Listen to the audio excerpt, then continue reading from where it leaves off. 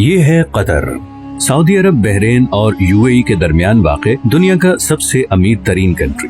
इतना अमीर कि इसकी पर कैपिटा इनकम है $1,28,000, जो कि अमेरिका, सिंगापुर और इवन पड़ोसी अरब ममालिक जैसे कि यूएई और सऊदी अरेबिया वगैरह से भी कहीं ज्यादा है। बड़ी बड़ी बिल्डिंग्स, शॉपिंग मॉल्स, महंगी गाड़ियाँ। इसीलिए कतर को मिडल ईस्ट का वेगस भी कहा जाता है। लेकिन कतर हमेशा से ऐसा नहीं था। चंद साल पीछे चले जाएं तो कतर सिर्फ एक तपता हुआ सहरा था जिसमें गुर्बत, भूख और बोरियत के अलावा कुछ नहीं था। तो फिर ये इतनी बड़ी ट्रांसफॉर्मेशन कैसे हुई? जो देश सारे अरब कंट्रीज में से सबसे गरीब था, आज दुनिया का अमीर तरीन देश कैसे बन गया? इसके पीछे एक बहुत ही इंटरेस्टिंग कहानी है और ये कहानी बाकी सारे अरब कंट्रीज की कहानी से मुख्तलिफ है। इस वीडियो के एंड तक आप ये भी समझ चुके होंगे कि क्यों सऊदी अरब और यूएई कतर को पसंद नहीं करते और कैसे कतर आने वाले वक्त में भी अपने पड़ोसी अरब देशों के मुकाबले में ज्यादा खुशहाल और महफूज होगा।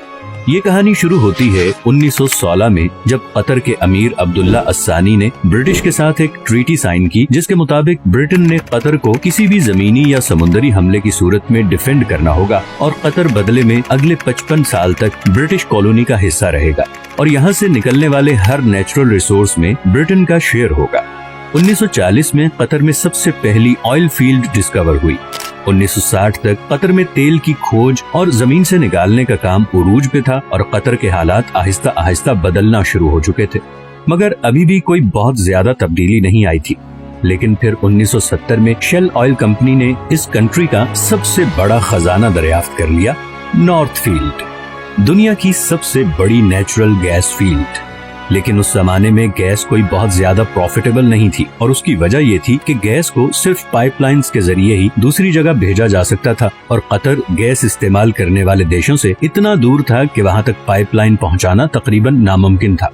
इसी वजह से शेल कंपनी भी ये गैस फील्ड डिस्कवर करके भूल गई और ये डिस्कवरी ऑफिशियल डॉक्यूमेंट्स में ही दब गई। 1971 में कतर को ब्रिटेन से आजादी मिल गई और वो एक आजाद मुल्क बन गया।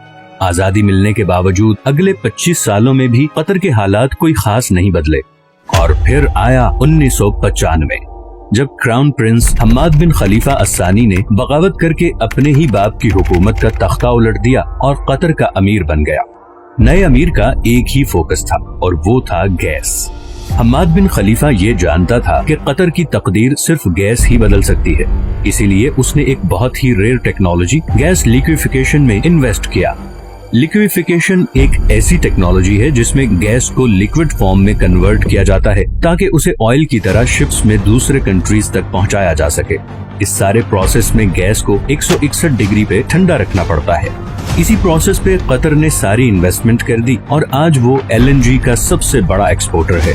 कतर से गैस इंपोर्ट करने वाले कंट्रीज में Japan, India, China, south Korea और स्पेन शामिल हैं।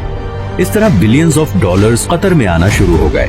लेकिन कतर की तकदीर बदलने की इक्वेशन में ये तो एक सिर्फ छोटा सा हिस्सा था, क्योंकि नेचुरल रिसोर्सेज तो बहुत से कंट्रीज के पास होते हैं, उन्हें एक्सप्लॉइट भी बहुत से कंट्रीज कर लेते हैं, मगर असल मसला आता है उन रिसोर्सेज से आने वाले पैसे को सही इस्तेमाल करने का। वरना वेनेजुएला और अंगोला का अंजाम हमारे सामने है। यही वो जगह है जहां कतर बाकी तमाम कंट्रीज पे बाजी ले गया। कतर ने 2005 में कतर इन्वेस्टमेंट अथॉरिटी के नाम से एक कंपनी बनाई जिसका मकसद था तेल और गैस से आने वाले पैसे को पूरी दुनिया में इन्वेस्ट करना।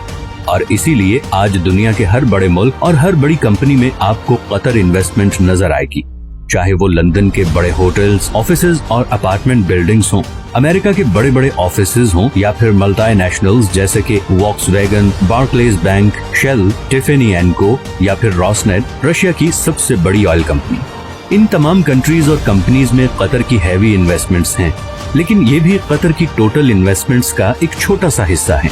इसके अलावा Qatar billions of dollars roads, airports, research centres और फाइनेंशियल सेंटर्स वगैरह पे लगा चुका है। इवन के अभी फीफा वर्ल्ड कप, जो कि शायद दुनिया में स्पोर्ट्स का सबसे बड़ा इवेंट है, वो भी कतर में ही हो रहा है, क्योंकि ऐसे state of the art stadiums पूरे अरब में सिर्फ कतर के पास ही हैं। इन सारी इन्वेस्टमेंट्स का मकसद है ऑयल और गैस के ऑल्टरनेटिव इनकम सोर्सेज क्रिएट करना। अब ये तो थी कतर की इकोनॉमिक साइड। दूसरी तरफ इंटरनेशनल पॉलिटिकल इन्फ्लुएंस हासिल करने के लिए कतर ने दुनिया का सबसे बड़ा अरब मीडिया नेटवर्क शुरू किया, जिसे आज हम अल जजीरा के नाम से जानते हैं। असल में बहुत सालों तक कतर सऊदी अरब के कंट्रोल में था और नया अमीर खलीफा बिन हम्माद ये अच्छी तरह जानता था कि अगर कतर ने दुनिया में एक मकाम बनाना है तो उसके लिए उसकी एक अलग से पहचान बहुत जरूरी है। पूरी दुनिया तक कतर की आवाज और उसका नैरेटिव पहुंचाने में अल जजीरा ने एक बहुत जबरदस्त रोल प्ले किया है। 2010 की अरब स्प्रिंग के दौरान भी अल जजीरा वो वाहिद चैनल था जिसने प्रोटेस्ट को ऑन एयर किया था और इसकी वजह से सऊदी अरब और दूसरे कंट्रीज से इसे जबरदस्त क्रिटिसिज्म का सामना भी करना पड़ा। अल जजीरा का इन्फ्लुएंस इतना ज्यादा है कि 2017 में जब सब अरब कंट्रीज ने कतर का बायकॉट किया था तो उसको खत्म करने के लिए जो सबसे पहली डिमांड रखी गई वो थी अल जजीरा को बैन करना। सऊदी अरब और यूएई में तो अल जजीरा 2017 से अब तक बैंड ही है। कतर का बायकॉट एक मुकम्मल फेलियर था और इसकी सबसे पहली वजह तो ये थी कि सऊदी अरब को इस बायकॉट में सारे अरब कंट्रीज की सपोर्ट हासिल नहीं थी। इवन कुवैत और ओमान भी इस बायकॉट का हिस्सा नहीं बने। दूसरा, कतर के ईरान और तुर्की से भी बहुत अच्छे ताल्लुकात हैं, जिसकी वजह से गो के सऊदी अरब और यूएई कतर से काफी नाराज हैं, मगर इंटरनेशनली सारे कंट्रीज कतर को एक न्यूट्रल स्टेट समझते हैं और इसीलिए पूरी दुनिया में सिवाय 6 कंट्रीज के किसी ने भी इस बायकॉट को सपोर्ट नहीं किया। कतर को गैस की वजह से एक और फ्यूचर एडवांटेज भी मिला है। ऑयल के बारे में तो बहुत से एक्सपर्ट्स कहते हैं कि 2030 नहीं तो मैक्सिमम 2040 तक वो इलेक्ट्रिसिटी से रिप्लेस हो जाएगा, मगर गैस के बारे में ऐसी कोई प्रेडिक्शन नहीं, बल्कि उल्टा गैस की डिमांड मुसलसल बढ़ती जा रही है। अभी रिसेंट रशियन यूक्रेन वॉर में रशिया की जानिब से गैस पाइपलाइन की ब्लॉकेज के बाद कतर गैस की डिमांड 10 गुना बढ़ गई है, क्योंकि अब यूरोपियन कंट्रीज भी गैस के लिए कतर से राबता कर रहे हैं और ये डील कतर को और अमीर बना देगी। 2022 में कतर की एनर्जी एक्सपोर्ट्स पहले ही $100 बिलियन क्रॉस कर चुकी हैं, तो कल को जब बाकी अरब कंट्रीज ऑयल रिप्लेस होने से परेशान होंगे, वहीं कतर को इस चेंज से कोई खास फर्क नहीं पड़ेगा।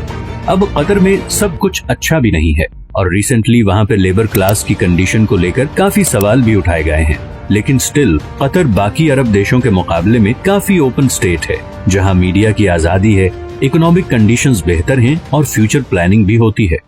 आखिर में हम आते हैं उस खित्ते की तरफ जो कि शायद नेचुरल रिसोर्सेज से माला माल है, मगर पॉलिटिकल डिफरेंसेस, करप्शन और रिलीजियस एक्सट्रीमिज्म की वजह से इस वक्त गुर्बत, भूख और बदअमनी का शिकार है। कतर की आबादी का 60% साउथ एशियंस हैं। इंडियंस, पाकिस्तानी, बांग्लादेशी और नेपाली कतरी पॉपुलेशन का सबसे बड़ा ग्रुप हैं। अपने देश और प्यारों से हजारों मील दूर दिन रात मेहनत करते ये लोग हर वक्त ख्वाब देखते हैं कि कब इनके अपने कंट्रीज इतने खुशहाल होंगे कि इन्हें 7 समुंदर पार इस जला देने वाली गर्मी से निजात मिले।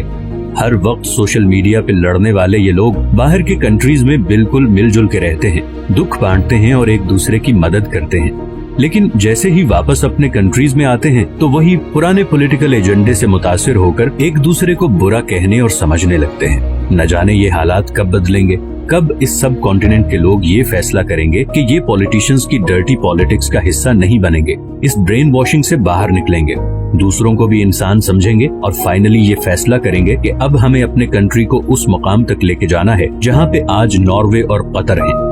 मैं उम्मीद करता हूँ कि आप लोग इस चैनल की वीडियोस को पसंद कर रहे हैं। अगर अभी तक आपने नॉर्वे पे वीडियो नहीं देखी तो वो भी जरूर देखें। ये हैं वो तमाम सोर्सेज जिनसे मैंने इस वीडियो के लिए कंसल्ट किया है।